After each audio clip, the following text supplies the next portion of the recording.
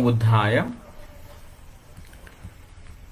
आपण आजचं टॉपिक सुरू करताना भगवंताचं स्मरण करूया. नमो तस् भगवतो अरहतो सम्मा संबुद्धस्. नमो तस् भगवतो अरहतो सम्मा संबुद्धस्. नमो तस् भगवतो अरहतो सम्मा संबुद्धस्. भगवान तथागत, भगवंतांचा सुवाख्यात धम्म आणि भगवंतांचा आर्य श्रावक संघ यांना त्रिवार अभिवादन. तर आज आपण या ठिकाणी मी रिपब्लिकन या फेसबुक पेजवर आयोजित जी काही एक संविधान दिनाच्या निमित्ताने प्रवचन मालिका चाललेली आहे, त्यामध्ये आपण सर्वजण या ठिकाणी हे उपदेश ऐकत आहात. आयुष्यमान महेंद्रजी निकाडजे यांनी या कार्यक्रमाच्या साठी मला निमंत्रित केलं आणि त्या निमंत्रणाला स्वीकारून मी या ठिकाणी आपल्या समोर काही महत्त्वाच्या ज्या गोष्टी आहेत त्या आज सांगणार आहे किंवा शेअर करणार आहे. तर आता ही गोष्ट काही नवीन राहिलेली नाही. भारतामध्ये आपण पाहतो की गेल्या 50-60 वर्षापासून डेमोक्रेसी किंवा लोकशाही ही काम करत आहे आणि आपण सर्वच जण जाणतो की भारताचं जे संविधान आहे ते बोधिसत्व डॉक्टर बाबासाहेब आंबेडकर यांच्या अध्यक्षतेखाली तयार झालेलं आहे आणि म्हणून आपण बाबासाहेबांना संविधानाचे शिल्पकार अशा प्रकारे आपण बोलतो. तर बाबासाहेबांचा कल हा नेहमी बुद्ध धम्माकडे राहिलेला आहे. ही गोष्ट आता काही नवीन सांगण्यासारखी नाही. अगदी सुरुवातीपासून बाबासाहेबांच्या मनावर बुद्ध धम्माचा एक पगडा राहिलेला आहे आणि म्हणून आपण पाहतो की भारतीय संविधान लिहित असताना सुद्धा भारतीय संविधानावर बुद्ध धम्माची जी छाप आहे ती आपल्याला पाहायला भेटते. बुद्ध धम्म म्हटलं की त्यामध्ये प्रामुख्याने 3 गोष्टी येतात. त्यामध्ये पहिली गोष्ट आहे सुत्त, दुसरी गोष्ट आहे विनय आणि तिसरी गोष्ट आहे अभिधम्म. तर भगवान तथागतांनी अनेक प्रकारे जो उपदेश केला मानवाच्या कल्याणाचा, तर तो या पद्धतीचा उपदेश केलेला आहे आणि म्हणून आपल्याला केवळ मनुष्याची आंतरिक उन्नती व्हावी, नैतिक किंवा सामाजिक उन्नती व्हावी याच दृष्टिकोनातील उपदेश हे बुद्ध वचनात आढळत नाहीत. तर त्याही पुढे जाऊन राजकीय जीवनामध्ये सुद्धा कसं आपण यश संपादन करावं, लोकहित कशा प्रकारे आपण साध्य करावं याच्या संदर्भातले अनेक उपदेश सुद्धा भगवान तथागतांनी अनेक ठिकाणी केल्याचं आपल्याला दिसते. विनय पिटकामध्ये आपण पाहतो की भिक्षू संघ जेव्हा एकोप्याने राहतो, तर एकोप्याने राहत असताना भिक्षू संघाने कोणत्या नियमांचं पालन केलं पाहिजे याचा जो उपदेश आहे तो भगवंतांनी केला. इतकंच नाही तर भिक्षूंचा जो उपासकांशी संबंध येतो, उपासकांचा भिक्षूंशी संबंध येतो, तर तो संबंध आपला कशा प्रकारचा असावा याविषयीचा उपदेश सुद्धा विनय पिटकामध्ये आपल्याला आढळतो. आणि याच्याही पुढे जाऊन आपल्याला विनय पिटकामध्ये न्याय व्यवस्था आढळते. न्याय व्यवस्था या अर्थाने की आता मोठा भिक्षू संघ आहे, या मोठ्या भिक्षू संघामध्ये काही भिक्षू हे नव्याने बनलेले असतील किंवा काही भिक्षू काहीतरी छोट्या मोठ्या चुका करणारे असतील, तर नव्याने बनलेल्या भिक्षूंना कशा प्रकारे आपण घडवायचं, तयार करायचं याचं एक ट्रेनिंग सिस्टम, किंवा जे भिक्षू चुका करतात तर चुका केलेल्या भिक्षूला आपण कशा प्रकारे दोषी ठरवण्याची प्रक्रिया किंवा शिक्षा देण्याची प्रक्रिया, या सगळ्या प्रक्रिया आपल्याला विनय पिटकाच्या अधीन पाहायला भेटतात. अभिधम्म हा जो विषय आहे हा पूर्णतः आपल्या चित्ताशी संबंधित, मनाशी संबंधित असा विषय आहे.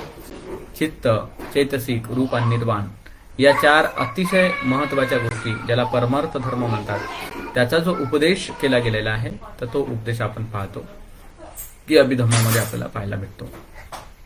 तर बुद्ध धम्म हा प्रामुख्याने अतिशय व्यापक आणि मोठा आहे.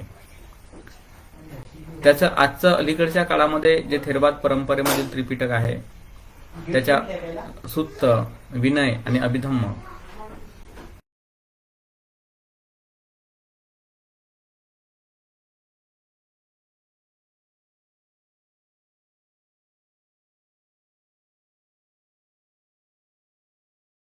तर त्याच्यामुळे आपल्याला ही गोष्ट जाणली पाहिजे, ही गोष्ट आपण समजली पाहिजे की बुद्धाचा धम्म एवढा व्यापक आणि एवढ्या मोठ्या अर्थाने जर सांगितला गेलेला आहे आणि आपण पाहतो की भगवान तथागतांच्या निर्मितीपासून, उत्पत्तीपासून तर कमीत कमी 1500 वर्षापेक्षा जास्त काळ बुद्धाचा धम्म या भारत देशामध्ये होता. आपल्याला इतिहासातून हे पाहायला भेटतं,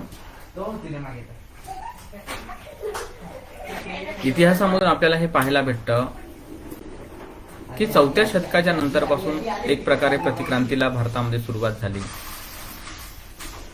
पण त्यानंतर सुद्धा आपल्याला अगदी मुस्लिमांच्या आक्रमणापर्यंत बुद्ध धम्म आपल्या भारतामध्ये खूप मोठ्या प्रमाणात असल्याचं आपल्याला दिसते. 8व्या शतकाच्या नंतर कुठेतरी बुद्ध धम्म हा भारतातून लोप पावत असल्याचा किंवा लोप पावल्याचा दिसतो. आणि असं असलं तरी आपल्या देशामधील जे काही सिक्कीम असेल, नागालँड असेल किंवा दार्जिलिंग सारखा जो भाग आहे किंवा भूटान, तिबेट हे जे काही देश आहेत जे भारताचे लागून आहेत, तर त्या देशामध्ये आजही आपल्याला मोठ्या प्रमाणामध्ये बुद्धाचा धम्म दिसतो. म्हणजे यावरून हे स्पष्ट आहे की बुद्धाचा धम्म आजही 2500 वर्षापासून या भारत देशाच्या भूमीवर आहे. बऱ्याच भागामधून तो नष्ट जरी झाला असला तरी त्याचे तत्व, त्याचं तत्वज्ञान हे मात्र बऱ्याच सर्वसामान्य लोकांच्या बोलचालीमध्ये आणि व्यवहारामध्ये आपल्याला दिसून पडते. तर आता मुख्य मुद्दा हा आहे की आपण जेव्हा आपल्या भारतातील लोकशाहीचा विचार करतो आणि लोकशाहीला जतन करण्यासाठी, टिकवून ठेवण्यासाठी बाबासाहेबांनी जे भारतीय संविधान तयार केलं त्याचा जेव्हा आपण विचार करतो तर त्या संबंधाने काही 2-3 गोष्टी सांगण्यासारख्या आहेत आणि त्या 2-3 गोष्टी मी तुम्हाला फक्त या ठिकाणी शेअर करणार आहे.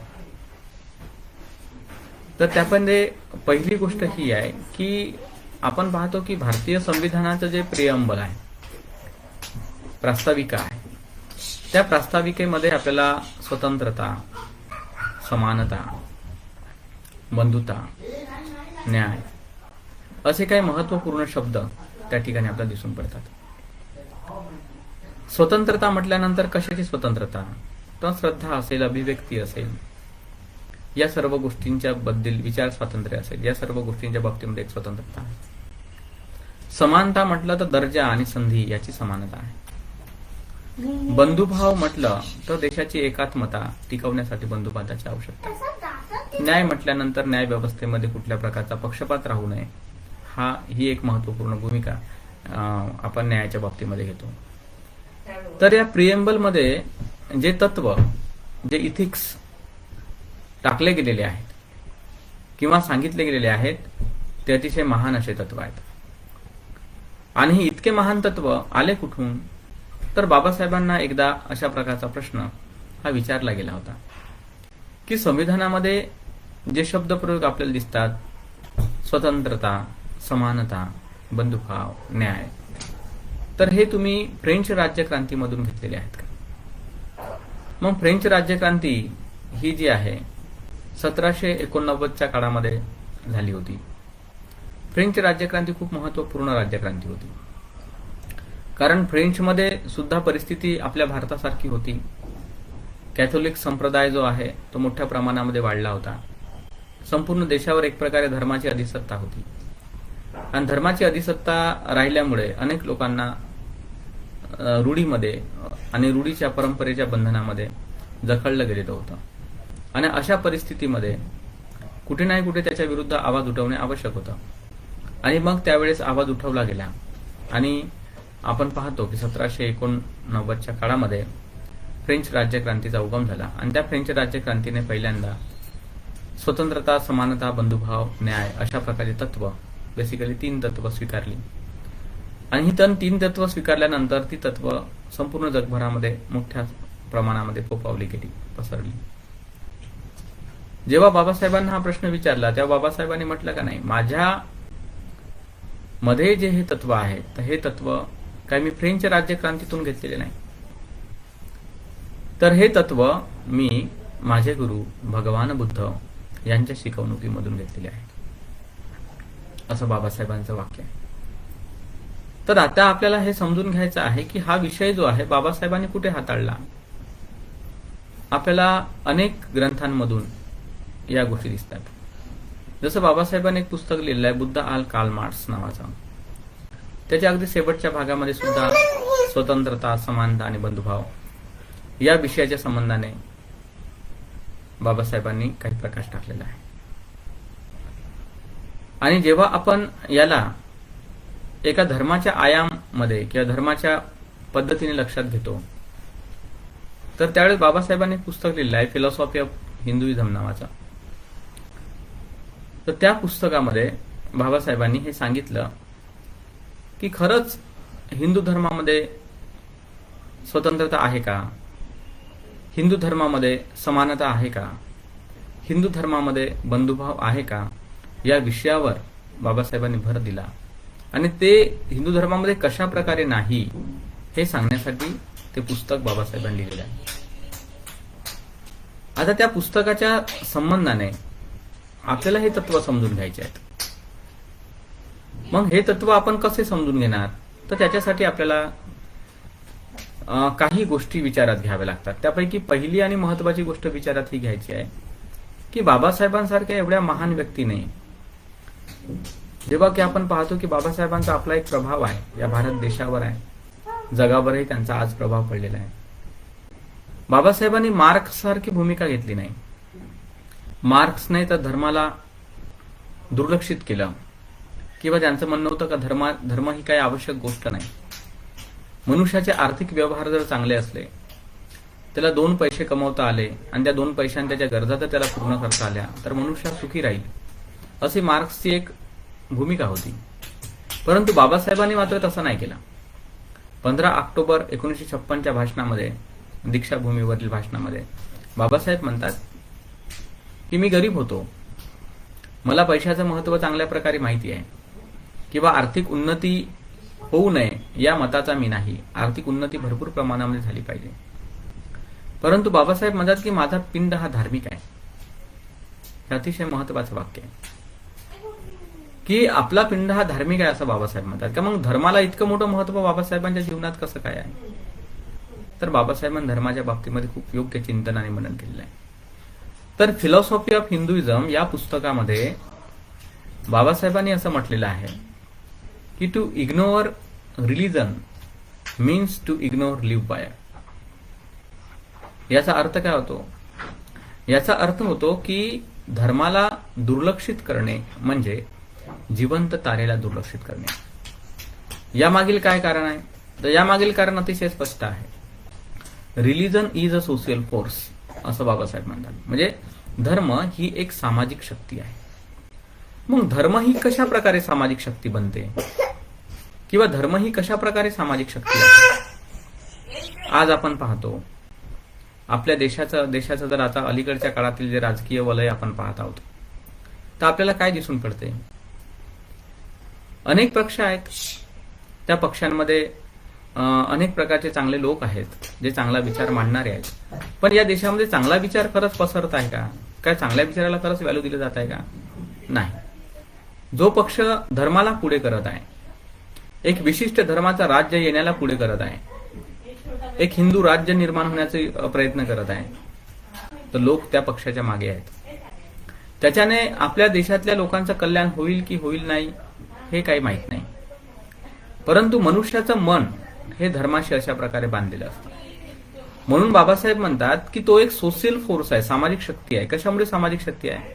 का धर्म अशी एकमेव गोष्ट आहे जी माणसाच्या मनावर काम करते, मानवी मनावर काम करते. मनुष्य हा गरीब असो की श्रीमंत असो, त्याला धर्माची आवश्यकता असते. जो व्यक्ती गरीब आहे त्याची उन्नती व्हावी म्हणून त्याला आशा आवश्यक आहे, होप आवश्यक आहे. आणि होप कोण देतो? तर होप धर्म देतो. कारण धर्म त्याला सांगतो की ठीक आहे, आज तुझी परिस्थिती चांगली नसेल, पण उद्या तुझी परिस्थिती नक्की चांगली होईल. तू श्रद्धा ठेव, आणि श्रद्धा ठेवून तू तुझं काम करत राहा, तुझे पण दिवस बदलतील. तर या प्रकारे एक होप किंवा या प्रकारची आशा हे धर्म देत असतो. आणि ती होप किंवा ती आशा टिकण्यासाठी वेगवेगळ्या प्रकारच्या पूजा पद्धती, प्रार्थना पद्धती या धर्माने विकसित केलेल्या आहेत. वेगवेगळ्या प्रकारचे मंदिर असतील, वेगवेगळ्या प्रकारचे चर्च असेल, वेगवेगळ्या प्रकारच्या मस्जिदी असतील, वेगवेगळ्या प्रकारचे विहार असतील, वेगवेगळ्या प्रकारचे दर्गे असतील, अनेक प्रकारच्या अशा गोष्टी गुरुद्वारात असतील. हे मनुष्याला का गरजेचे आहेत? कारण त्याला प्रार्थना करायची असते. गरीब व्यक्ती असला तरी त्याला प्रार्थनेची गरज वाटते, श्रीमंत असला तरी वाटते. श्रीमंत व्यक्तीलाही वाटते की माझी संपत्ती, माझे सुख वैभव टिकून राहावेत, कायम राहावेत, त्यामध्ये काही अडचणी येऊ नयेत, ही त्याची अपेक्षा असते. तर प्रत्येक व्यक्ती आपल्या अपेक्षेशी बांधलेला असल्यामुळे तो कुठल्या नाही कुठल्या धर्माला तर मानणारच असतो. म्हणून बाबासाहेब म्हणतात की धर्म ही अशी गोष्ट आहे जी मनुष्याला बांधून ठेवते. बांधून ठेवणारी ती शक्ती आहे. आज बघा, जगामध्ये पैसा माणसाला बांधून ठेवेल याची काही गरज नाही, दिसत नाही तसं आपल्याला की पैशाने लोक बांधले गेले बाबा, असं आपल्याला दिसत नाही. मनुष्याला बांधून ठेवण्यासाठी दोनच गोष्टी कामी ठरताना दिसतात आपल्याला. त्यापैकी पहिली गोष्ट एक रक्तसंबंध. रक्तसंबंधामुळे माणूस एकमेकाच्या नात्यांमुळे बांधलेला असतो, प्रेमाने एकमेकाशी राहतो. आणि दुसरी गोष्ट म्हणजे धर्म. आजही एखादा बौद्ध व्यक्ती किंवा कुठलाही व्यक्ती जर विदेशात जात असेल आणि राहण्या खाण्यापिण्याची व्यवस्था जर पाहिजे असेल, तर तो एखाद्या विहारात गेला आणि त्याने सांगितलं की मी भारतातून आलो, मी पण बुद्ध मताला मानणार आहे, तर लोक त्याचा आदर सन्मान करतात किंवा त्याला राहण्या खाण्यापिण्याची व्यवस्था करतात. म्हणजे वास्तविक पाहता त्या दोन लोकांचा जे संबंध जुडला तो कशामुळे? धर्माच्या शक्तीमुळे जुडला. तो पैशामुळे नाही जुडला. पैशामुळे त्याला हॉटेल्स वगैरे भेटून जातील, सुखवस्तू भेटतील, पण जो एक रिलेशनशिप आहे ती जुळण्यासाठी धर्म मदत करतो. तर म्हणून धर्म ही एक सामाजिक शक्ती आहे आणि सामाजिक शक्ती असल्यामुळे धर्माकडे दुर्लक्ष करून चालणार नाही, असं बाबासाहेबांचं मत आहे. कारण धर्माकडे दुर्लक्ष करणे म्हणजे मोठा प्रॉब्लेम आहे. मग बाबासाहेबांनी डेमोक्रेसीची जी रचना केली किंवा डेमोक्रेसी बद्दल जो विचार मांडला, तर त्यामध्ये बाबासाहेब काय म्हणतात की आम्ही आमच्या देशामध्ये डेमोक्रेसी स्वीकारली, लोकशाही स्वीकारली, परंतु लोकशाही यशस्वी होण्यासाठी ज्या काही गोष्टी लागतात तर त्या गोष्टीचा मात्र आपल्याकडे अभाव आहे. डेमोक्रेसी ही प्रामुख्याने स्वतंत्रतेवर भर देणारी गोष्ट आहे. डेमोक्रेसी समानतेवर भर देते, डेमोक्रेसी बंधुत्वावर भर देते, डेमोक्रेसी न्याय व्यवस्थेवर भर देते, जिथे कुठल्या प्रकारचा पक्षपात राहणार नाही. तर अशा पद्धतीनं असल्यामुळे, परंतु राजकीय जीवनामध्ये आपण हे तत्व स्वीकारलेले आहेत संविधानाच्या दृष्टीने, पण आपल्या सामाजिक जीवनामध्ये हे तत्व नाहीच स्वीकारले.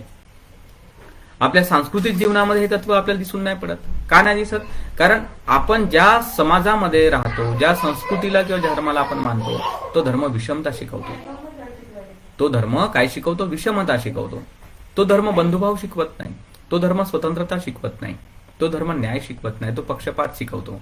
आणि जर समजा ज्या माणसाचं सामाजिक जीवन या प्रकारे समजा या प्रिन्सिपल्सच्या विरोधामध्ये जर असेल, तर हे डेमोक्रेसी सक्सेसफुल कशी ठरेल, डेमोक्रेसी यशस्वी कशी ठरेल, हा प्रश्न बाबासाहेबांनी त्यांच्या 1949च्या ज्या भाषणामध्ये विचारला होता की कसं काय हे पॉसिबल आहे, कसं काय होईल.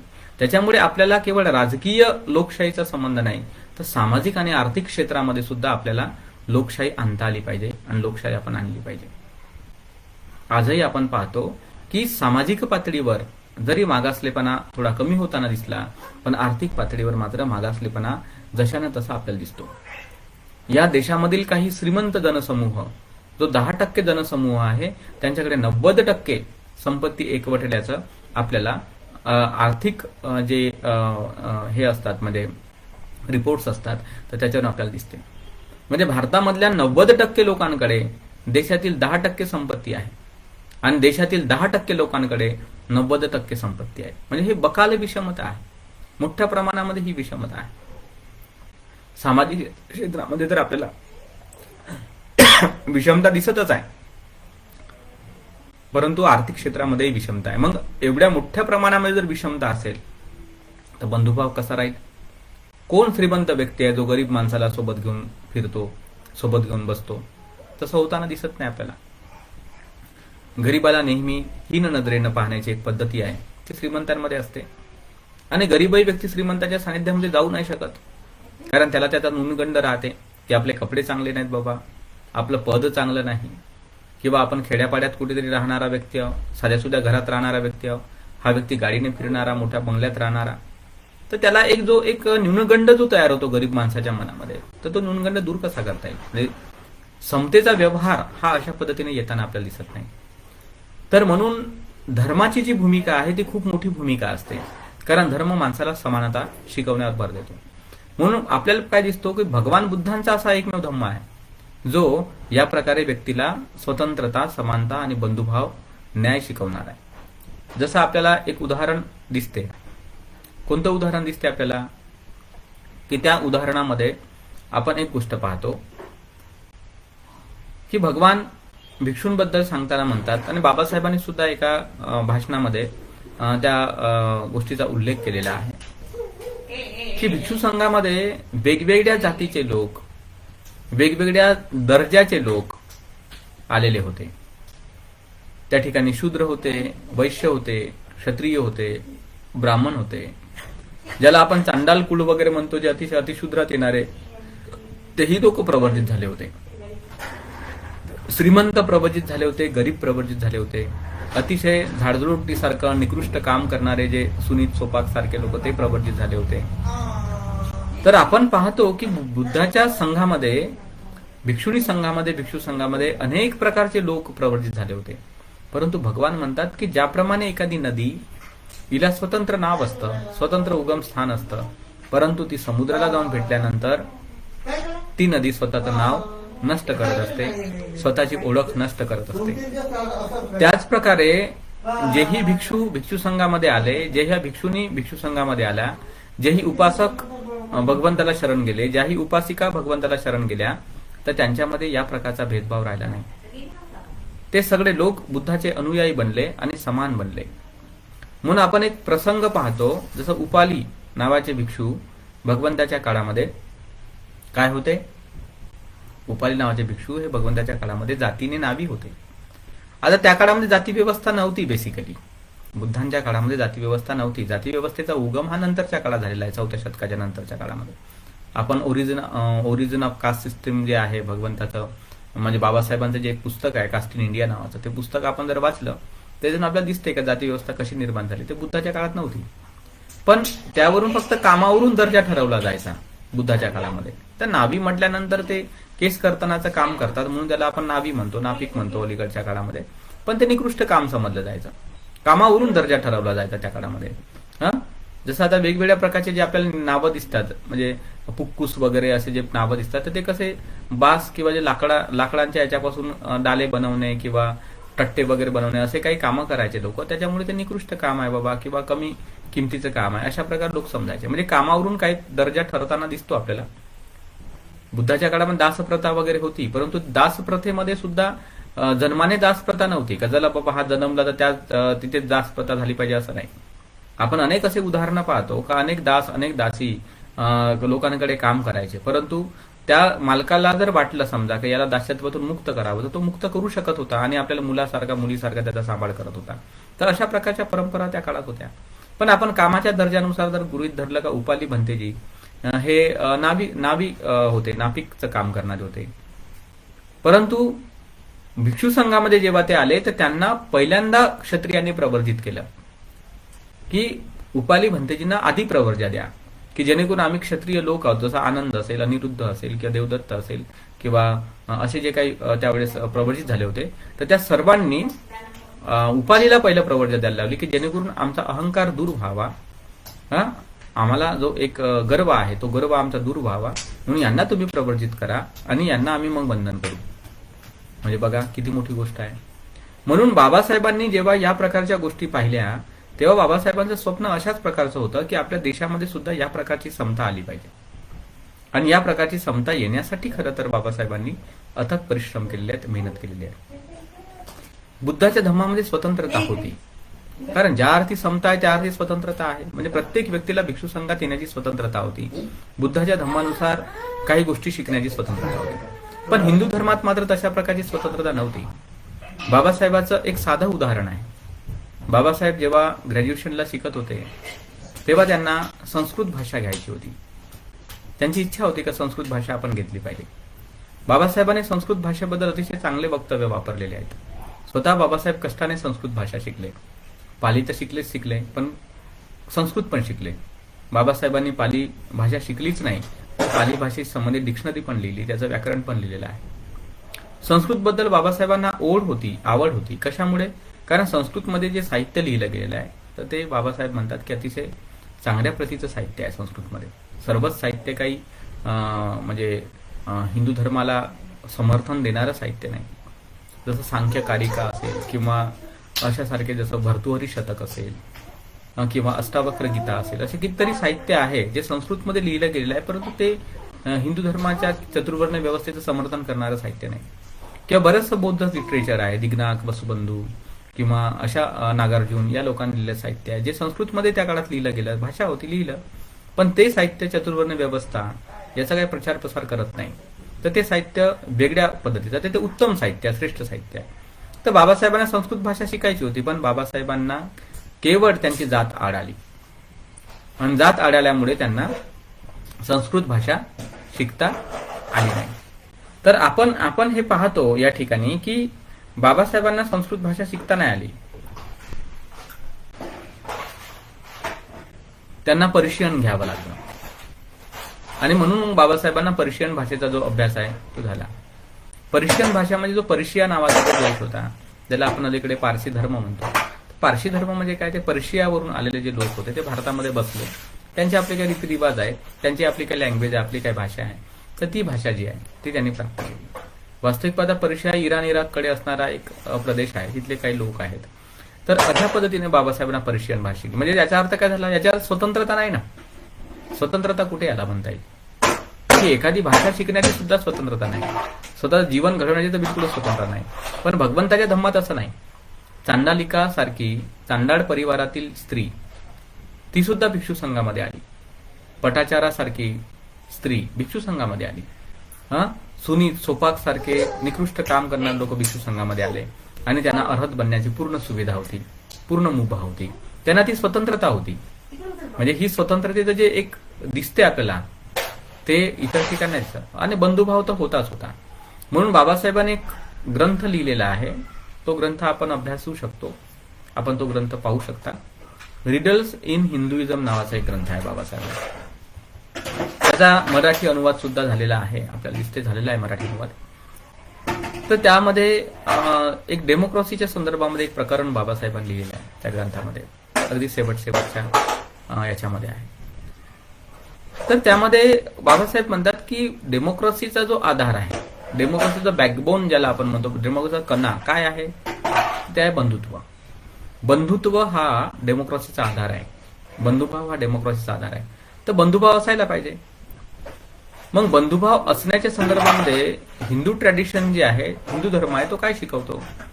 तर बाबासाहेब म्हणतात की आपण सर्व ईश्वराची लेकरं आहोत, हा सिद्धांत हिंदू धर्माने प्रसारित केलेला आहे. पण बाबासाहेब म्हणतात की हा सिद्धांत फसवा आहे, किंवा अहं ब्रह्मस्मी, का मी ब्रह्म आहे आणि ब्रह्म सर्वांमध्ये आहे, किंवा सर्वजण ब्रह्माचे अंश आहेत, अशा प्रकारे उपनिषदांची शिकवण आपल्याला दिसते.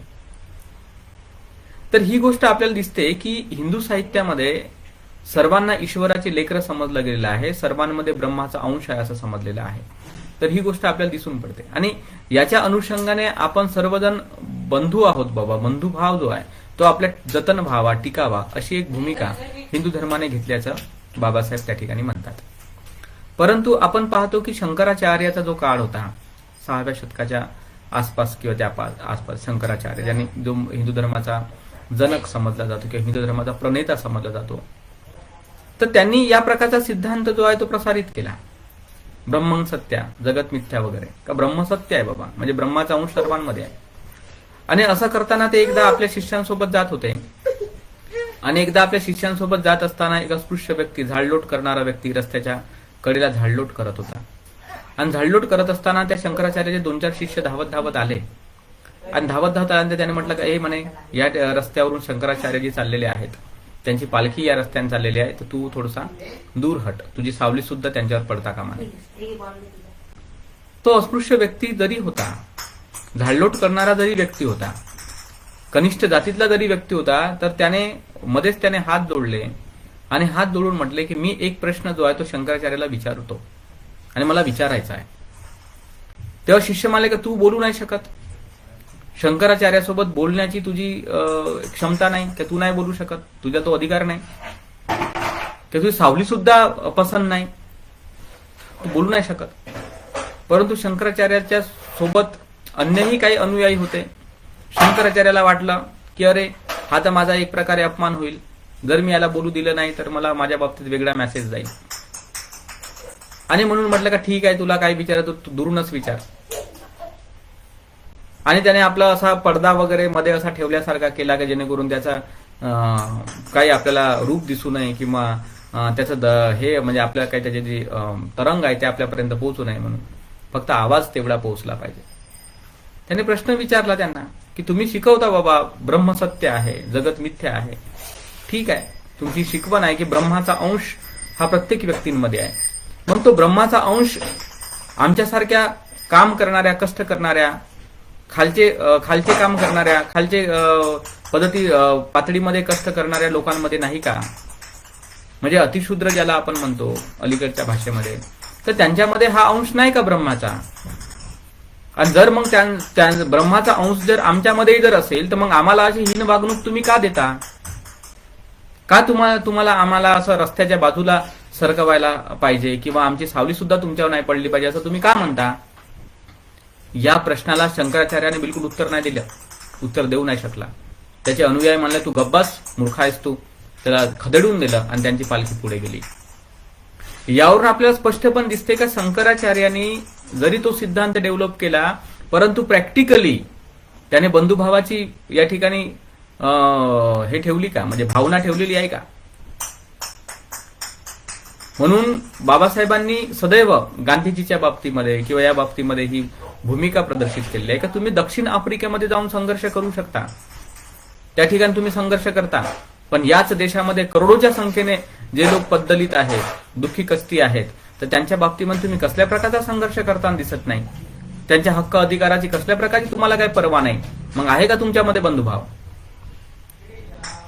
या देशामध्ये रांडे सारखे, भांडारकर सारखे, पी.व्ही. काने सारखे असे महान महान विद्वान लोक होऊन गेलेले आहेत, पण त्यांनी कधीही कोणत्याही अस्पृश्यांची उन्नती व्हावी, स्त्रियांची उन्नती व्हावी किंवा बहुजन समाजाची उन्नती व्हावी याच्या दृष्टीने कदम उचलल्याचं आपल्याला दिसत नाही. म्हणून बाबासाहेब म्हणतात की या देशामध्ये एक असा समूह आहे जो त्याच्याच समूहाचं हित रक्षण करत राहतो. सर्वसामान्य जनतेचं त्यांना काही फारसं लेणं देणं वाटत नाही. मग बंधुभाव म्हणता येईल का या गोष्टीला? याला बंधुत्वाची भावना म्हणता येईल का? हा जो प्रश्न आहे, हा प्रश्न बाबासाहेबांनी विचारलेला आहे. आणि म्हणून आपण पाहतो की बंधुभावाबद्दल बाबासाहेब म्हणतात की हा हिंदू धर्माने मांडलेला हा सिद्धांत की आपण सर्वजण ईश्वराची लेकरं आहोत, फोल आहे, वेस्ट सिद्धांत आहे. बाबासाहेबांनी म्हटलं का डेमोक्रेसीमध्ये बंधुत्वाला पोषक असा शब्द जर कोणता असेल तो भगवान तथागतांनी वापरलेला मैत्री हा शब्द. भगवान तथागत शिकवतात की सर्वांनी मित्रत्वाने राहिलं पाहिजे. मैत्रीचा जेवढा विकास होईल, मित्रत्वाचा जेवढा विकास होईल, तेवढं आपल्या डेमोक्रेसीची जी व्यवस्था आहे ती सक्सेसफुल होईल. आज आपण पाहतो अतिशय महत्वाची भूमिका आज आपल्याला दिसून पडते की आर्थिक व्यवहारावरील जे निर्बंध आहेत ते आज कमी झाल्यामुळे प्रत्येक व्यक्तीला त्याचा आर्थिक व्यवहार करण्याची स्वतंत्रता किंवा सूट भारतीय संविधानाने दिल्यामुळे आज आपल्यामुळे हर तऱ्हेचा एक जो बंधुभाव आहे, थोड्या वेळासाठी का असेना बंधुभावाची एक भावना, समानतेची भावना समाजामध्ये पसरलेली दिसते. हे सगळं संविधानामुळे शक्य झालं. आज एखाद्या रिक्षामध्ये बसत असताना आपण बसू शकतो, हाय हेलो करू शकतो, दादा मामा काका त्याला म्हणू शकतो, तो आपल्याला घेऊन जातो, बसवतो, आणतो. एसटी असेल, थिएटर असेल, हॉटेल्स असतील किंवा वेगवेगळ्या प्रकारचे दुकानं असतील, तर या सर्व ठिकाणी आपण पाहतो की लोक मित्रत्वाचा थोडा थोडा व्यवहार करतात आणि त्या मित्रत्वाच्या व्यवहारामध्ये सर्व सुंदर व्यवहार चालताना आपल्याला दिसून पडतात. म्हणजे डेमोक्रेसी सक्सेस होण्यासाठी बंधुत्व किती गरजेची गोष्ट आहे हे आपण या ठिकाणावर लक्षात घेतो. आणि हे जे आज थोडीशी जरी बंधुत्वाची भावना, समानतेची भावना, स्वतंत्रतेची भावना आपल्यामध्ये जो येत आहे नागरिकांमध्ये, त्याला कारणीभूत जर कोणती गोष्ट असेल तर ते म्हणजे भारतीय संविधान. आणि हे भारतीय संविधान भगवंताच्या उपदेशावर आधारित असल्यामुळे त्याचा जो एक प्रभाव आहे तो आपल्याला समाजामध्ये अशा प्रकारे दिसतो. तर आता आपण अजून एक मुद्दा जो आहे तो महत्वाचा मुद्दा मी या ठिकाणी सांगतो की पूर्वीच्या काळामध्ये जे काही डेमोक्रॅटिक सिस्टम होतं तर ते कुठून घेतलं, तर आपल्याला दिसते की जे लिच्छवी नावाचा जो एरिया होता, परिसर होता, त्या ठिकाणी गणराज्य पद्धती जी आहे ती होती. आता अनेक लोक असं म्हणतात की बुद्धाची जी गणराज्य पद्धती होती आणि आता जी गणराज्य पद्धती आहे ती समान आहे, तर हा एक भ्रम आहे. असं नाही आहे. त्यावेळीची सिस्टम डिफरंट होती, आताची सिस्टम डिफरंट आहे. दोन्ही गोष्टींमध्ये खूप मोठे तफावत आहे, खूप मोठा फरक आहे. कारण पूर्वीच्या काळामध्ये कसं होतं, गणराज्य ही एकदम छोटी होती, म्हणजे एकदम कम्युनल, ज्याला आपण म्हणतो कम्युनल होती. आणि कम्युनल असल्यामुळे त्या गोष्टींना एक लिमिटेड दायऱ्यामध्ये त्या गोष्टीचं फॉलो केलं जायचं, त्या लिमिटेड दायऱ्यामध्ये त्या गोष्टी पालन केल्या जायच्या.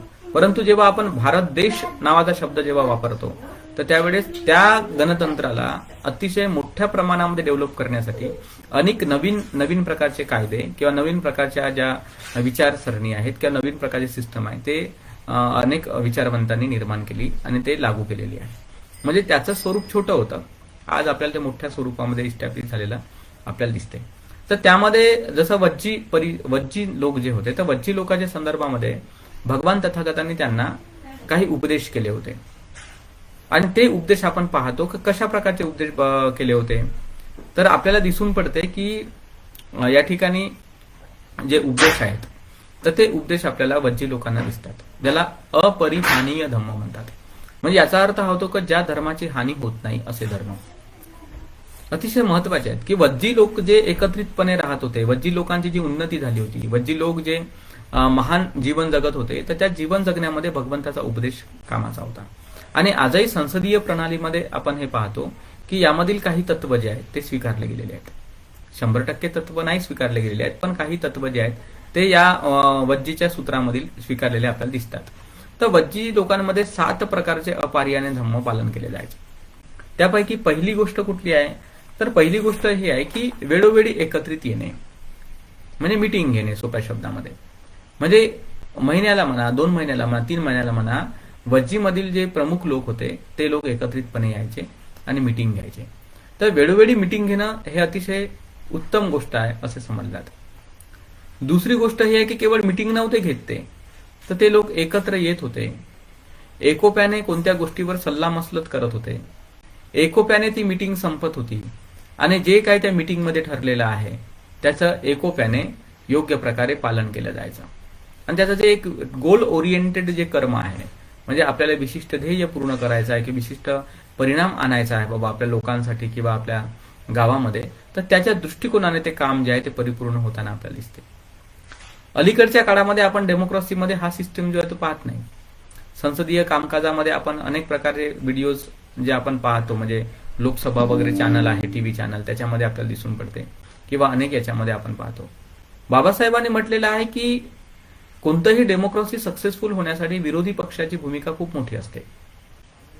विरोधी पक्ष खूप महत्वाची गोष्ट असते. परंतु अलीकडच्या काळामध्ये आपण पाहतो आमच्या देशामध्ये की विरोधी पक्ष नावाचा पक्षच नाही आहे. विरोधी पक्ष नावाचा पक्षच नाही. स्वतःच कोणीतरी विरोधी पक्ष म्हणून स्वतःची एक घोषणा करून टाकतो. जसं आता महाराष्ट्रामध्ये जे आपल्याला एक सरकार दिसते, शिवसेनेचं एक सरकार आहे, ठाकरे साहेबांचं सरकार आहे. बस ठीक आहे, ते सत्ताधारी आहेत, तर त्याच्या अनुषंगाने आता विरोधी पक्ष फडणवीस साहेब विरोधी पक्षामध्ये आलेले आहेत, म्हणजे स्वयंघोषित आहे ते काही विरोधी पक्ष म्हणून त्यांचा असा कोणता पक्ष नाही, स्वयंघोषित का मी विरोधी पक्षाचा नेता बनलो बाबा, आता हा विरोधी पक्ष आहे. तर असे आपण काहीतरी तकलादू कामं करत राहतो.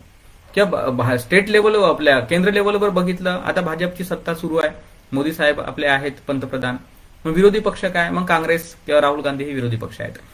म्हणजे एकीकडे काय होते, या प्रकारच्या गोष्टी आपल्याला दिसतात.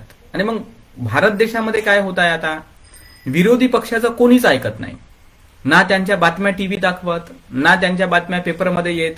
म्हणजे सत्ताधारी पक्षाच्या संदर्भामध्ये जेवढी एक म्हणजे हे दाखवली जाते, म्हणजे मोठेपणा दाखवला जातो टीव्हीवर किंवा पेपर वृत्तपत्रांमध्ये, तसा मात्र विरोधी पक्षाच्या बाबतीमध्ये दाखवला जात नाही.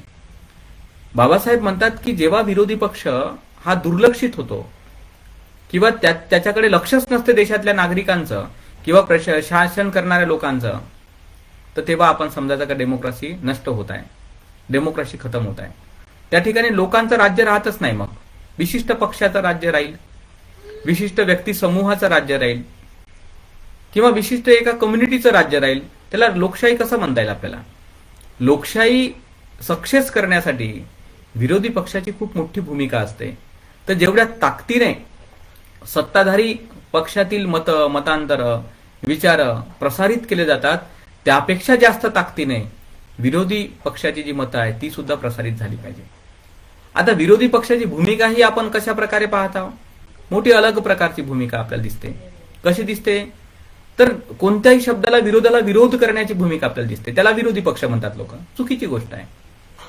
विरोधी पक्षाचा अर्थ तो नाही होत का चला बाबा एखाद्या व्यक्ती कोणतं तरी मत मांडत आहे आपण त्याला विरोध करून टाकणे, मत मांडलं ना विरोध करून टाकणे, मत मांडलं, अरे तो काय मूर्खपणा आहे का? झगडा हो का? भांडण हो का? ते काय एखादा माणूस झगड्यामध्ये कसा एक मत बोलला का दुसरा झगडा करणारा दुसरं मत मांडते, त्याला विरोधी पक्ष म्हणत नाही.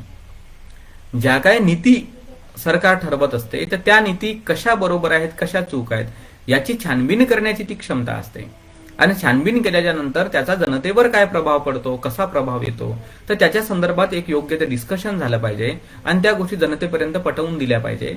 हा विरोधी पक्षाचा प्रमुख भाग असतो. आणि त्याच्यासाठी जे काही प्रसार माध्यम आहेत त्यांनी सुद्धा त्या गोष्टीला तेवढी मोठी वाव देण्याची गरज आहे.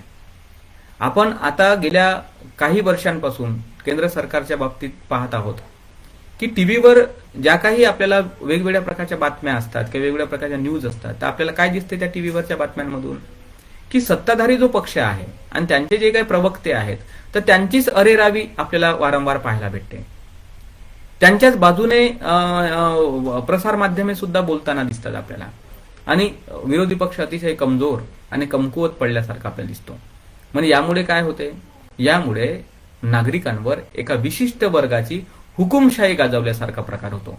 आणि याच्यामुळे डेमोक्रेसी नाही म्हणता येत त्याला. डेमोक्रेसी ही सर्वांना घेऊन चालण्याशी संबंधित असते.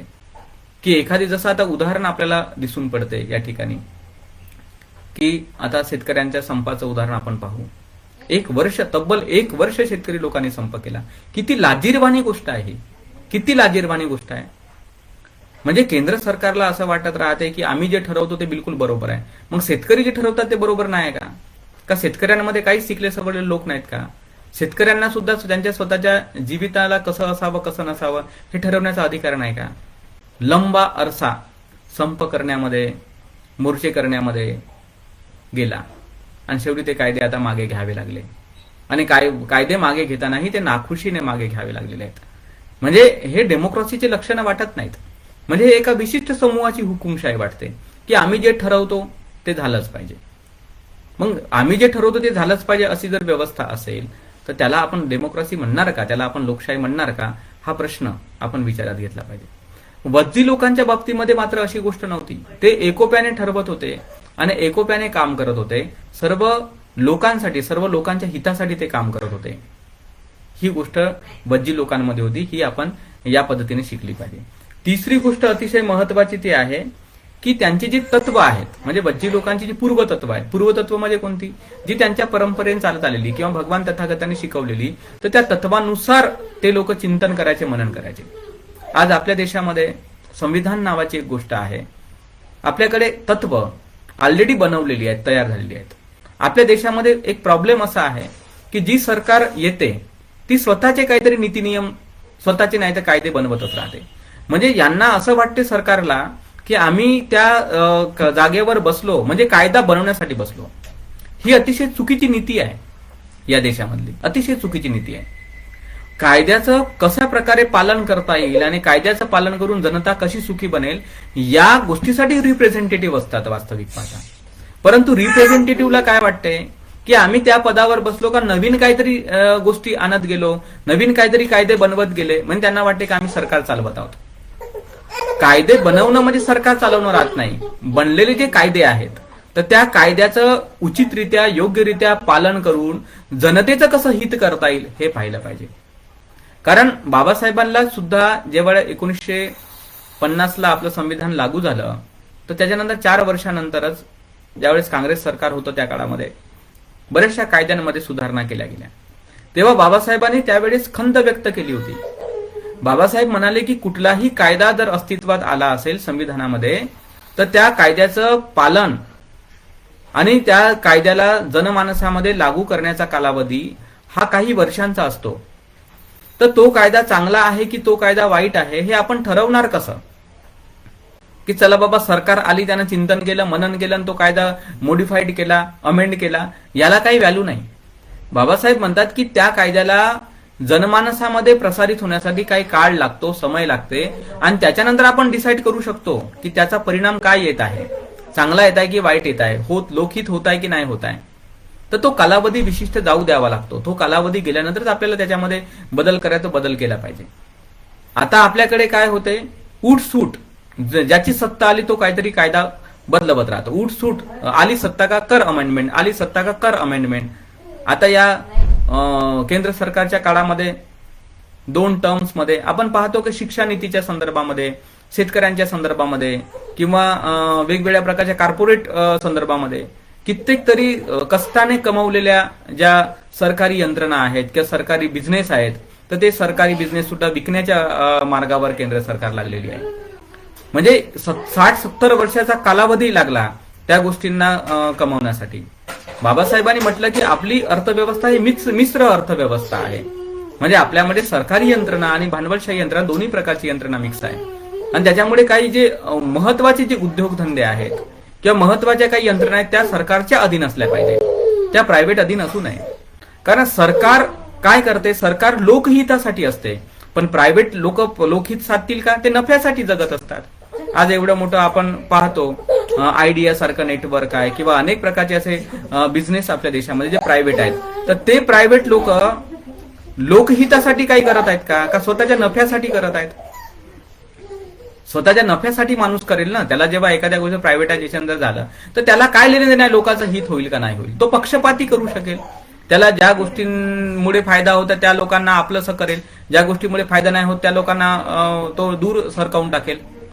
प्रायव्हेटायझेशन हे पक्षपात निर्माण करण्यासाठी असते, केवळ नफा कमवण्यासाठी असते, तोही विशिष्ट लोकांना नफा भेटतो, ज्याचा सर्वसामान्य जनतेला नाही भेटत.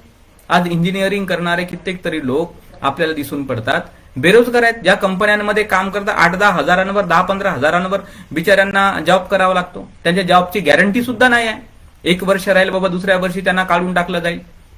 अशा सिच्युएशनमध्ये बेरोजगारी किती मोठ्या प्रमाणात वाढलेली आहे. सरकारने या गोष्टीकडे लक्ष द्यायला नको का? प्रिन्सिपल्स फार महत्वाच्या गोष्टी असतात आणि ते प्रिन्सिपल्स असायलाच पाहिजे. आपण जनतेच्या हिताचा जेव्हा विचार करतो तर सरकारच्या मालकीची जास्तीत जास्त उद्योगधंदे, बँका या कशा तयार होतील आणि त्यामध्ये अधिकाधिक लोकांना आपण कशा प्रकारे सामावून घेऊ, त्यांना नोकऱ्या देऊ आणि नोकऱ्या दिल्यानंतर रोजगाराचा प्रश्न सॉर्ट आउट करू, तो दूर करून टाकू, ही गोष्ट सरकारने भूमिका घ्यायला पाहिजे. सरकार कर्जाचा हिशोब सांगत राहते का आमच्यावर एवढं कर्ज आहे. माझं म्हणणं हे आहे की कर्ज कसं काय झालं सरकारवर. आज आपण दिवसाचे 100 रुपये जर कमवत असू, त्याच्यापैकी 50 रुपये हे आपल्या टॅक्समध्ये जात आहेत, आपण त्याकडे कधी लक्ष देत नाही. साधी पेन जरी खरेदी केली तर तिथे ऑल टॅक्सेस इन्क्लुडेड असं लिहिलेलं असते. शर्ट घ्या, ऑल टॅक्सेस इन्क्लुडेड. साखर घ्या, ऑल टॅक्सेस इन्क्लुडेड. प्रत्येक गोष्टीवर टॅक्स आहे. रोडवर टॅक्स आहे, पाण्यावर टॅक्स आहे, घरावर टॅक्स आहे, इलेक्ट्रिसिटी भरतो त्याच्यावर सुद्धा टॅक्स आहे. मग किती टॅक्स जमा होतो? प्रत्येक वस्तूवर टॅक्स आहे आणि एवढा टॅक्स आणि तेवढा पैसा जातो कुठे मग? हा प्रश्न आपण स्वतःला विचारला पाहिजे. खरंच आपण संविधानातील तत्वांशी प्रामाणिक आहोत का? मग हा पैशाचं करतात काय? तर काही पॉलिटिशियन्स लोक स्वतः त्या पैशावर अधिसत्ता गाजवतात की त्यांना पुढच्या निवडणुका लढवण्यासाठी त्यांना पैसा लागतो. मग ते पैसा जमा करतात आणि मग पुढच्या निवडणुकांना तोच पैसा वापरला जातो. सर्वसामान्य जनता मात्र दुःखामध्ये राहते. म्हणून प्रिन्सिपल्स खूप महत्वाची गोष्ट आहे. प्रिन्सिपल्स फार महत्वाचे. त्या प्रिन्सिपल्सचं रक्षण झालं पाहिजे. प्रिन्सिपल्सचं रक्षण होण्यासाठी काही गोष्टींची गरज आहे. माझं तर स्पष्ट मत आहे की या देशामध्ये डेमोक्रेसीला टिकवण्यासाठी ज्याला आपण राईट टू रिकॉल नावाचं जे बिल आहे, ज्यामध्ये ज्याप्रमाणे मनुष्याला मतदान करून नेता निवडण्याचं, रिप्रेझेंटेटिव्ह निवडण्याचा अधिकार आहे, त्याच प्रकारे जे नेते नियमानुसार काम करत नाही आहेत, जे नेते भ्रष्टाचारी आहेत, लाचलुचपत करणारे आहेत, जनतेच्या संपत्तीची नासधूस करणाऱ्या, स्वतःच्या हितासाठी त्या संपत्तीचा उपयोग करणाऱ्या अशा नेत्यांना हकालपट्टी करण्यासाठी सुद्धा बिल आलं पाहिजे, ज्याला आपण राईट टू रिकॉल बिल म्हणतो. ते ज्या देशामध्ये डेमोक्रेसी आहे त्या देशामध्ये ते आणलं गेलेलं आहे डेमोक्रेसीच्या सुरक्षेसाठी. तर तशा प्रकारचं बिल भारतामध्ये पण पारित व्हायला पाहिजे. तेव्हा तत्वांशी एकरूपता निर्माण होईल. आपण पाहतो की सामान्य माणसाला साधी शाळा काढता येत नाही काढू शकत सामान्य माणूस शाळा. नाही काढत कोणती एखादी इन्स्टिट्यूट सामान्य माणूस चालवू नाही शकत. पण राजकारणी लोकांच्या मात्र मोठमोठ्या शाळा कॉलेजेस आहेत. विचार करण्यासारख्या गोष्टी आहे. विचार करण्यासारख्या गोष्टी आहे का आपण विचार नाही करत का हे लोक खरंच तत्वाशी प्रामाणिक आहेत का? आपण ज्यांना एवढ्या मेहनतीने कष्टाने निवडून देतो, आपण तो अधिकार बजावतो, मग त्यांनी सुद्धा जनतेप्रती अधिकार नाही बजावायला पाहिजे का? किती हजारोच्या फायली पडलेल्या असतात वेगवेगळ्या प्रकारच्या जनतेच्या कामाच्या धंद्याच्या. त्या फायली कधी पास नाही होत, पण तेच वशिलेबाजी असेल फायली पास होतात. स्वतःच्या नेत्यांचे नातेवाईक असेल, रिश्तेदार असेल, त्यांच्या फायली पास होतात. त्यांच्या पक्षामध्ये काम करणारे लोक असतील, त्यांच्या फायली पास होतात. त्यांची आर्थिक उन्नती होते, सामाजिक उन्नती होते. सर्वसामान्य जनता तशीच राहते. सरकार फुकट राशन वाटायचं काम करते. अरे राशन वाटण्यापेक्षा रोजगार द्या. रोजगार दिल्यामुळे स्वतःचा पैसा स्वतः लोक कमावतील, त्यांना सुरक्षा द्या रोजगाराची, आणि 2 पैसे खर्च करून स्वतःचं अन्नधान्य खरेदी करतील ना. तुम्ही कशाला गरिबी हटाव म्हणून अन्नधान्य वाटत फिरत आहात? अन्नधान्य वाटण्यापेक्षा रोजगार द्या. प्रत्येक नागरिकाला ती संधी द्या 2 पैसे कमवण्याची, आणि त्याला 2 पैसे वेळच्या वेळी देत राहा. त्याला आरोग्याची सुविधा देत राहा. त्याला स्वतंत्रता द्या त्याला जगण्याची. ती स्वतंत्रता भेटल्यानंतर तुम्हाला असं भिकाऱ्याला दिल्यासारखं अन्नधान्य वाटत फिरायची गरज नाही पडणार. ठीक आहे बाबा, जे लोक खरोखरच म्हातारे आहेत, काम नाही करू शकत, किंवा असे काही आहेत ज्यांचे मुलं बाळ नाही त्यांना सांभाळ करणारे, अशा लोकांना तुम्ही त्या प्रकारची सुविधा पुरवा, आणि चांगल्या प्रमाणामध्ये पुरवा. त्याच्याबद्दल वाद नाही. परंतु या बाबतीत विचार व्हायला पाहिजे रोजगाराच्या बाबतीमध्ये. पण तत्वाशी प्रामाणिकता जर नसली, जे संविधानिक तत्व शिकवत आहे त्या तत्वाशी प्रामाणिकता नसली, तर डेमोक्रेसी नष्ट व्हायला वेळ लागते. ही तिसरी एक गोष्ट वज्जीला उपदेश करताना आपण पाहतो, आणि त्याच्या तुलनेत जेव्हा आपण आपल्या देशाचा कारभार पाहतो तर अशा प्रकारची अडचण जी आहे ती आपल्या लक्षात येताना आपल्याला दिसते. चौथी गोष्ट आपल्याला दिसते की वडीलधाऱ्यांचा मान ठेवणे, वडीलधाऱ्यांचा सन्मान ठेवणे. अतिशय महत्वाची वक्तव्य आहे. आपण आपल्या घरामध्ये जे आहेत वडीलधारे लोक आहेत, समाजामध्ये वडीलधारे लोक आहेत, राजकारण असो, अर्थकारण असो, अनेक ठिकाणी वयस्कर लोक आहेत ज्यांनी आपल्या अनुभवातून अनेक प्रकारच्या गोष्टींचं ज्ञान संपादन केलं, तर त्यांच्या विचारांचा सुद्धा आपण मान राखायचं शिकलं पाहिजे. ते खूप महत्वाचं असते, खूप गरजेचं असते. ती गोष्ट सुद्धा आपल्याला डेमोक्रेसी यशस्वी करण्यासाठी कामी पडते. 5व्या क्रमांकाची गोष्ट अशी आहे की महिलांना विशेष प्राधान्य वज्जी लोकांमध्ये होतं. महिलांचा आदर केला जायचा, महिलांचा सन्मान केला जायचा, महिलांच्या विचारांना लक्षात घेतलं जायचं. आजही आपल्या देशामध्ये पाहतो महिलांच्या बाबतीमध्ये अनेक प्रकारचा पक्षपाताचा व्यवहार आहे, विषमतेचा व्यवहार आहे. शिक्षणाच्या प्रमाणामध्ये किंवा नोकऱ्यांच्या प्रमाणामध्ये अनेक प्रकारे त्यांचा मागासलेपणा आपल्याला दिसून पडतो. इतकंच नाही तर महिलांच्या बाबतीमध्ये चांगले कायदे बनत आहेत, आणि त्याचं पालनपोषण नक्कीच झालं पाहिजे, आणि महिलांचा जो स्तर आहे तो वाढला पाहिजे. बाबासाहेब म्हणतात की ज्या समाजामध्ये महिलाचा विकास झालेला असतो, प्रगत झाले असते, तर समजायचं की त्या समाजाची प्रगती झालेली आहे. ही वज्जी लोकांमध्ये सुद्धा हे प्रिन्सिपल, हे तत्व त्या काळामध्ये होतं. नंतरचं 6व्या क्रमांकात तत्व काय होतं की जे काही गुड प्रतीक आहेत, धर्म आहे, जसं भगवंताच्या धर्माला ते लोक मानणारे होते, आणि त्याच्यामुळे आपण पाहतो की गुड प्रतीक, चांगली प्रतीक, त्याचं रक्षण झालं पाहिजे. जसं बाबासाहेबांनी काय केलं, संविधान तयार जेव्हा केलं तर आपल्याला दिसते आपल्या ध्वजावर, तिरंगा ध्वजावर आपल्याला धम्मचक्र दिसते, अशोक चक्र आहे, किंवा आपण पैशावर वगैरे पाहतो की 4 सिंहाची मुद्रा आहे. तर हे जे काही हे प्रतीक आहेत, हे प्रतीक काय आहे? हे विशिष्ट धर्माचे प्रतीक नाही आहेत, विशिष्ट धर्माचे प्रतीक नाही, हे सत्याचे प्रतीक आहेत. त्यातून काहीतरी सूचित करायचं आहे, त्यातून काहीतरी शिकवायचं आहे. तर अशा प्रतीकांचं जतन झालं पाहिजे, अशा प्रतीकांचा वाव मिळाला पाहिजे. या प्रतीकांच्या नियमांचा किंवा या प्रतीकांच्या मागची भूमिका, त्याचा प्रचार आणि प्रसार होत राहिला पाहिजे की नेमके ही प्रतीकं आपण का स्वीकारलेली आहेत, आणि या प्रतीकांचा अर्थ काय होतो, आणि ते जनमानसामध्ये आलं पाहिजे. वज्जी लोकांमध्ये अशा प्रकारची एक धारणा होती की बुद्ध शासन जे आहे ते आलं पाहिजे. आणि नंतर शेवटचा क्रमांक होता की अरहंतांची ते लोक पूजा करणारे होते. अरहंताचं शासन व्हावं यासाठी ते प्रयत्न होत होते. म्हणजे अरहंतांचं शासन म्हणजे बुद्धांचं शासन. आपण जे काही राजकीय क्षेत्रामध्ये काम करतो या देशातले लोक, कोणाचं शासन येण्यासाठी करतो हे विचारात घेतलं पाहिजे. आपण अरहंतांचं शासन येण्यासाठी करत आहोत का, की या देशामध्ये आर्थिक समानता यावी, सामाजिक समानता यावी, राजकीय समानता यावी, जे काही प्रिन्सिपल्स आपण संविधान ठरवले त्या सगळ्याच प्रिन्सिपल्सनुसार व्यवस्थित विकास व्हावा सर्वांचा, या प्रकारची भूमिका प्रत्येक नागरिकांची असणं गरजेचं आहे. पण नागरिकांची भूमिका असून चालत नाही, कारण आपण नागरिकांनी काय केलेलं आहे, आपल्याला कामधंदे करायचे असतात छोटे मोठे आपण करतो, पण आपल्या भल्याचं जे काम आहे ते आपण सरकारवर सोपवलेलं आहे, प्रशासनावर सोपवलेलं आहे. आपण त्यांना निवडून दिलं ना, आपण म्हटलं त्यांना की बाबा रे आम्हाला आमचं भलं नाही करतायत, पण आम्ही तुम्हाला मत देतो, तुम्हाला निवडून देतो, तुम्ही आमचं भलं करा.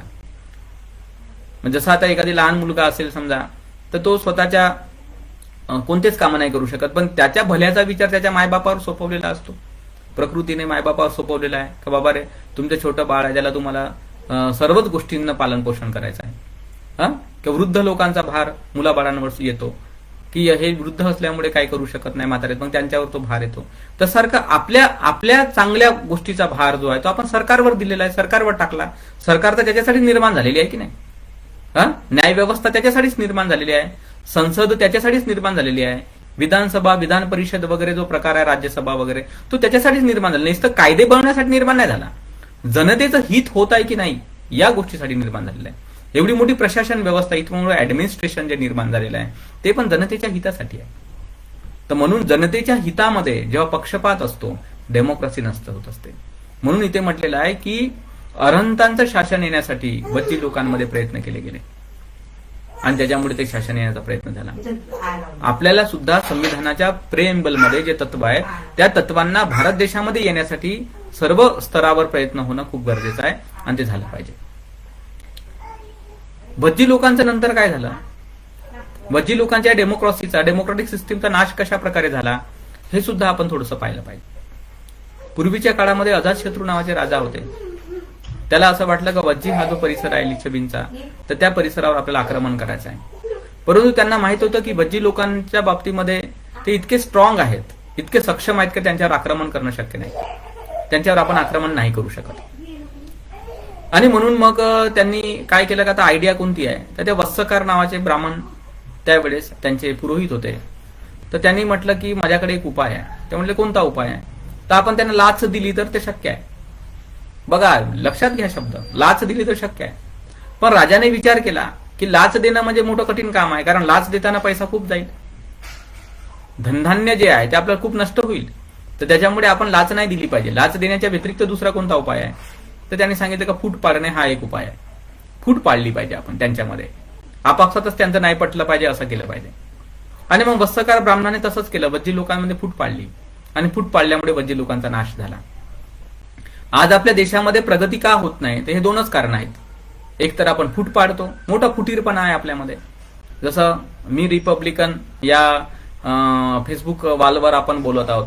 स्वतः रिपब्लिकन पक्षामध्ये किती पक्ष आहेत किंवा किती गट आहेत हे आपल्याला सांगायची काही गरज नाही.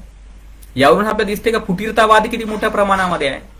अरे जे लोक स्वतः बाबासाहेबाला मानणारे लोक आहेत, बाबासाहेबांचं नाव पुढे घेणारे लोक आहेत, त्याच लोकांमध्ये एवढा प्रचंड फुटीरपणा आहे. तर बाकीच्या ठिकाणी तर भरपूर असेल किंवा आहेच. तर फुटीरतावाद जो आहे तो एकोप्याला नष्ट करणारा असतो.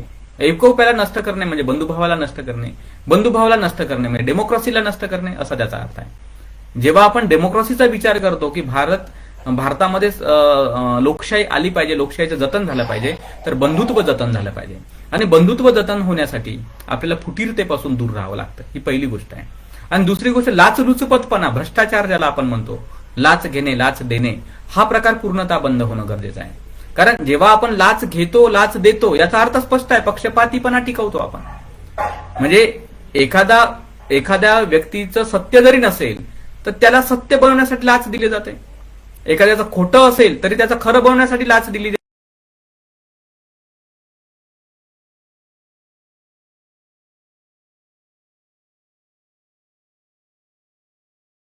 त्याच्यामध्ये 25%, 30% तुम्हाला लाचलुचपत द्यावं लागते, अगदी अधिकाऱ्यापासून तर मंत्र्यापर्यंत. झाले त्याच्यामध्ये 25-30% त्याच्यामध्ये गेले, 20% देण्या घेण्यामध्ये जातात. आणि अशा या सगळ्या प्रक्रियेमध्ये जे काही बांधकाम होतात, काय होतात, अतिशय कमी खर्चामध्ये होतं. त्याच्यामुळे व्यवस्थित ते बांधकाम होत नाही, रस्ते खराब असतात, पाऊस पडला का तो रस्ता डॅमेज होऊन जातो, जशांतसे छिद्र पडतात. अशा प्रकारची प्रक्रिया आहे. दर 1 वर्षाला दर 6 मैल रस्ते बरोबर बनवत राहावे लागतात. म्हणजे हा भ्रष्टाचारामुळे हे दुष्परिणाम आहेत. कुठल्याही ऑफिसमध्ये जा, सामान्य माणसाला तिथेच बसून राहा लागते, लाईनीत राहा लागते. तेच एखाद्या मंत्र्याचा माणूस आला, तेच एखाद्या अधिकाऱ्याचा कोणी माणूस आला, कोणी नातेवाईक आला, पटनं त्याला एंट्री भेटते, त्याचं काम होऊन जाते. सामान्य माणूस राहायला वाट पाहत, आज ये रे बाबा, उद्या ये रे बाबा, पहिलं लाचलुचपत. आपण मजबूर आहोत, नागरिक लोक मजबूर आहोत. आपल्याला काय, आपल्या हातामध्ये काय अधिकार आहे? मतदान देऊन टाकायचं आणि चुपचाप बसायचं 5 वर्ष, हा आपल्याकडे अधिकार आहे. आपण कोणाकडे फिर्याद नाही करू शकत, माझं काम कर रे बाबा लगेचच्या लगेच म्हणून. तो मला उद्या येतं उद्याच जा लागते, परवा येतं परवाच जा, निर्वा येतं निर्वाच जा, नाही होत म्हटलं तर नाही होत. मग तेच एखाद्या श्रीमंत माणसाचं काम, एखाद्या राजकीय लीडरचं काम, त्याच्याकडे डॉक्युमेंट्स असोत अथवा नसोत, साहेब म्हणते आत्ता मी तुमचं करून देतो, म्हणते काय तुम्ही त्याचं टेन्शन नका घेऊ म्हणते. म्हणजे किती पक्षपातीपणा आहे, लाचलुचपतीचा किती म्हणजे प्रकार आहे आपल्या देशामध्ये. तर त्याच्यामुळे डेमोक्रेसी अनसक्सेस होण्यासाठी बुद्धाच्या काळाच्या नंतरच्या काळामध्ये आपण हे पाहतो की वज्जी लोकांची हानी जी झाली ते 7 धर्म नष्ट केल्यामुळे झाली. आणि ते 7 धर्म कशामुळे नष्ट झाले? लाचलुचपतीमुळे नष्ट झाले आणि फुटीरतावादामुळे नष्ट झाले.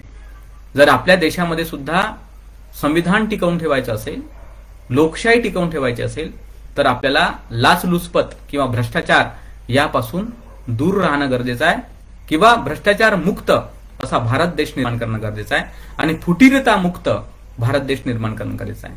पण फुटीरतेची शिकवण तर आपल्या धर्मग्रंथांमध्येच सांगून ठेवलेली आहे. जाती व्यवस्थेच्या अंतर्गत धर्मवाद, जातीवाद, संप्रदायवाद या देशाची नसनसमध्ये बसलेल्या असल्यामुळे फुटीरता नष्ट होणे फार कठीण गोष्ट आहे. पण झाली पाहिजे नष्ट, कारण बुद्धाचा धम्म ज्याप्रमाणे समानता शिकवतो त्यासारखं भारतीय संविधान सुद्धा धर्मनिरपेक्षता शिकवते, सेक्युलरिझम शिकवते. सेक्युलरिझमचा अर्थ सर्व धर्म समभाव वगैरे होत नाही, तो मूर्खपणा आहे. सेक्युलरिझमच्या भावनेला नष्ट करण्यासाठी तो काहीतरी एक शब्द चुकीचा उपयोगामध्ये आणला जात आहे. सर्व धर्म समभाव नसतात कधीच. कसे काय सर्व धर्म समान असतील? प्रत्येक धर्माची आपली अलग अलग शिकवण आहे आणि अलग अलग शिकवण असल्यामुळे सर्व धर्म समान असू शकत नाहीत. सेक्युलरिझमचा अर्थ सर्व धर्म समभाव होत नाही. सेक्युलरिझमचा अर्थ होतो की मानवी ज्या गरजा आहेत तर त्या मानवी गरजाच्या पूर्तींवर सरकारने लक्ष द्यायला पाहिजे. त्यांनी धर्माच्या बंधनामध्ये अडकू नये असा त्याचा अर्थ आहे. जसं मनुष्याला भूक लागत असते, तहान लागत असते, राहण्यासाठी घरं पाहिजे असतात, जगण्यासाठी रोजगार पाहिजे असतो, तर या ज्या बेसिक नीड्स आहेत, ज्याला कॉमन गुड म्हटलेलं आहे भारतीय संविधानामध्ये, सामान्य तत्व जे आहे नागरिकांमधलं, त्या सामान्य तत्वाच्या पूर्तीसाठी सरकारने झटायचं आहे. विशिष्ट धर्माचा भाग नाही घ्यायचा आहे किंवा विशिष्ट संप्रदायाची भाग नाही घ्यायचा आहे. तर त्याने संप्रदाय, धर्म, जाती या गोष्टीला गौण समजून नागरिकांच्या खऱ्याखुऱ्या वास्तविक सुखाकडे लक्ष द्यायचं आहे, वास्तविक गरजापूर्तीकडे लक्ष द्यायचं आहे, असा त्याचा अर्थ होतो सेक्युलरिझमचा. आणि त्याच्यामुळे सरकारची फार मोठी भूमिका असते की सरकारने फुटीरता विरहित देश निर्माण केला पाहिजे, ज्याला बंधुत्वाच्या अंतर्गत एकात्मता आणि एकता हा शब्द वापरलेला आहे. तर आपल्या देशातली एकात्मता टिकवणं खूप गरजेचं आहे. आणि एकात्मता टिकवण्यासाठी भारतीय संविधानाने अतिशय महत्वाची भूमिका निभावली. ती म्हणजे प्रत्येक व्यक्तीला आपली श्रद्धा आणि अभिव्यक्ती, उपासना व्यक्त करण्याचं एक स्वातंत्र्य दिलेलं आहे. त्या व्यक्त करण्यामध्ये झगडे भांडणं करण्याचं स्वतंत्रता नाही आहे. बुद्धिस्ट माणसाला बौद्ध नीतिनियमानुसार जगण्याचा अधिकार आहे. हिंदू माणसाला हिंदू धर्माच्या नीतिनियमानुसार जगण्याचा अधिकार आहे. शीख माणसाला शीख धर्मानुसार जगण्याचा अधिकार आहे. पारसी माणसाला, जैन माणसाला, मुस्लिम माणसाला त्याच्या धर्मानुसार जगण्याचा अधिकार आहे. ते त्यांची पूजा पद्धती, प्रार्थना करू शकतात. परंतु समाजामध्ये वावरत असताना मात्र दुकानाचे व्यवहार असेल, कोणतेही व्यवहार, त्यांना मात्र एक भारतीय नागरिक म्हणून त्यांचा व्यवहार ठेवावा लागतो. तर ही जी एक जबरदस्त गोष्ट भारतीय संविधानाने आपल्याला दिली ती खूप महत्वपूर्ण गोष्ट आहे. आणि असं असल्यामुळे आपल्या आर्थिक व्यवहारांमध्ये, राजकीय व्यवहारांमध्ये आणि सामाजिक व्यवहारांमध्ये धर्माची लुडबुड होऊ नये हा यामागचा मुख्य उद्देश आहे. धर्म तुमच्या व्यक्तिगत हिताची भूमिका पार पाडत असेल, तुमच्या श्रद्धा आणि उपासनेचा तो भाग असेल, तुमची ती श्रद्धा, तुमची ती उपासना तुमच्या व्यक्तिगत पातळीवर किंवा तुमच्या समूहाच्या पातळीवर तुम्ही कायम ठेवा. पण त्याच समूहाच्या बाहेर जर तुम्ही तेढ निर्माण करत असाल, फुटीरता निर्माण करत असाल, कलह, वादविवाद निर्माण करत असाल, तर ते भारतीय संविधानाचा भंग होतो असं आपण लक्षात घेतलं पाहिजे. तर आपल्या देशामधील डेमोक्रेसी किंवा लोकशाही टिकून राहण्यासाठी, जतन होण्यासाठी आपल्याला या काही वज्जी लोकांना दिलेल्या उपदेशांचं पालन करणं हे खूप गरजेचं आहे, जे संविधानाने आपल्याला शिकवलेलं आहे. तर या ठिकाणी मी जे काही आधुनिक म्हणजे काय वर्तमान समयामधील सरकारच्या संबंधाने जर काही मतं मांडली असतील तर ते मतं काही सरकारला दुखावण्याचा माझा हेतू नाही. नागरिक म्हणून मला बोलण्याचा अधिकार भारतीय संविधानाने दिलेला आहे. माझं जे एक मत आहे ते मत मांडण्याचा अधिकार भारतीय संविधानाने दिलेला आहे आणि हे मत लोकहिताच्या दृष्टीने मांडलं गेलेलं आहे, कोणाला दुखावण्याच्या दृष्टिकोनातून नाही. जनतेने आपल्या स्वतःच्या हिताबद्दल जागृत बनलं पाहिजे. हाच तर आपला एक हक्क आहे, अधिकार आहे, कर्तव्य आहे आणि ते भारतीय संविधानाने आपल्याला दिलेलं आहे. आणि त्याच्यामुळे आपल्याला मत मांडण्याचा अधिकार नक्कीच आहे आणि त्या मतावर सरकारने नक्की विचार करावा, लोकांनी सुद्धा विचार करावा आणि त्या प्रकारचा भारत देश निर्माण करावा, जो देश अतिशय मजबूत असेल, एकात्म असेल, भ्रष्टाचार विरहित असेल, समतेवर आधारित, समानतेवर, बंधुत्वावर, स्वातंत्र्यावर आणि न्यायावर आधारित असा देश आपला असेल. यासाठीच हा आमचा प्रयत्न आहे आणि त्या अनुषंगानेच आपलं हे संभाषण किंवा बोलणं पण आहे. तर या ठिकाणी मी बराच आपला वेळ जो आहे तो घेतलेला आहे. तर जे काही आपले आयुष्यमान महेंद्रजी निकाडजे साहेब यांनी मी रिपब्लिकन या फेसबुक वॉलवर हे जे ऑनलाईन एक उपदेश ठेवला, तर त्या अंतर्गत हे आपलं संभाषण झालेलं आहे. हे संभाषण आपण सर्वांनी ऐकावं, याला योग्य प्रकारे समजून घ्यावं आणि या संदर्भामध्ये काही करता येते का त्यावर आपण चिंतन करावं. तर मी आता आपला अधिक वेळ न घेता या ठिकाणी थांबतो आणि माझा हा जो काही आजचा जो उपदेश आहे, ज्याला आपण influence of Buddhism on Indian constitution किंवा डेमोक्रेसी म्हणजे भारतीय लोकशाहीवर बुद्ध धर्मातील तत्वांचा कसा प्रभाव आहे या विषयावर आधारित हे थोडक्यामध्ये सांगितलेली माहिती होती, जे आपण बाबासाहेबांच्या दृष्टिकोनातून आणि भगवंताच्या दृष्टिकोनातून आणि आधुनिक जो परिप्रेक्ष्य आहे किंवा आधुनिक जे आपल्याला राजकारणामधल्या काही किंवा देशातल्या काही गोष्टी दिसतात त्याच्या अनुषंगाने आपण हे थोडक्यामध्ये कुठेतरी एक संभाषण केलेलं आहे.